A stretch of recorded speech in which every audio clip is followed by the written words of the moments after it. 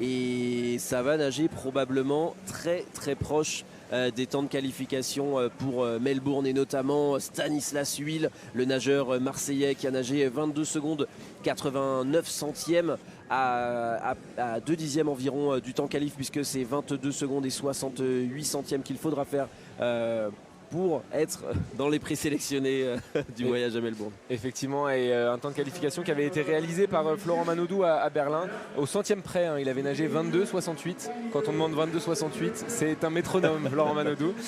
Voilà, en tout cas, vous demanderez certainement pourquoi Florent Manodou n'est pas là, pourquoi Maxime Grousset n'est pas là. Maxime Grousset, c'est parce qu'il va participer à la finale du 200 mètres nage libre dans le cours de la soirée, et Florent Manodou a pris la décision ce matin de ne pas s'aligner sur 50 mètres papillon, peut-être un peu déçu après son 50 mètres nage libre d'hier.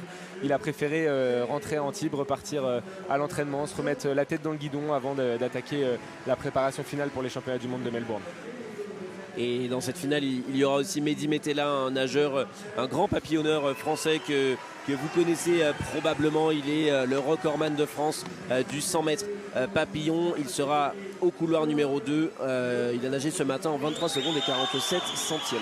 Ouais, alors qu'on a vu Stanislas Huil rentrer au bord du bassin, c'est lui qui s'est imposé sur 100 mètres papillon. Il a pris la 3e place hier du 100 mètres d'eau. Stanislas Huil qui est en forme, qui peut-être réaliser ce temps de qualification, de pré-qualification, on va l'appeler comme ça désormais.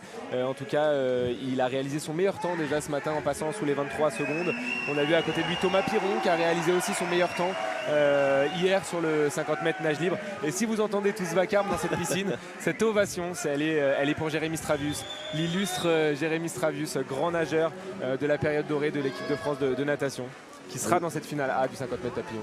Oui, Jérémy Stravius, champion du monde, vice-champion olympique. Il a été multiples fois champion du monde au titre des relais 4x100 sur le 100 mètres d'eau, et qui continue cette carrière jusqu'à maintenant, et qui continue à faire des finales au championnat de France, et qu'on verra ici aujourd'hui sur le 50 mètres papillon. Voilà, on va pouvoir profiter de ces coulées légendaires, puisqu'il n'a rien perdu de son côté aquatique, Jérémy Stravius.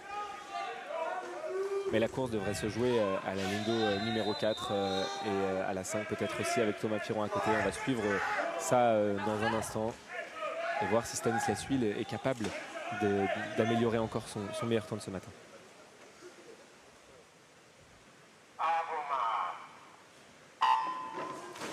Voilà, le départ de ce 50 mètres papillon est donné. On va voir la coulée, la reprise de nage. Jérémy Stravius, effectivement, qui s'illustre encore dans ce domaine.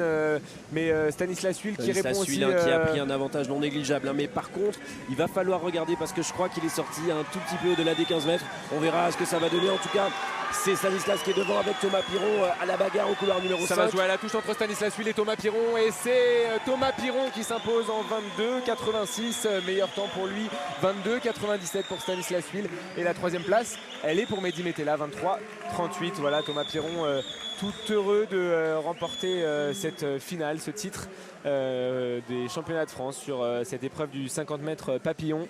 Lui aussi, Thomas Piron, qui est un sprinter qui monte, qui joue régulièrement les troubles faites dans ses épreuves de 50 mètres papillon, de 50 mètres nage libre.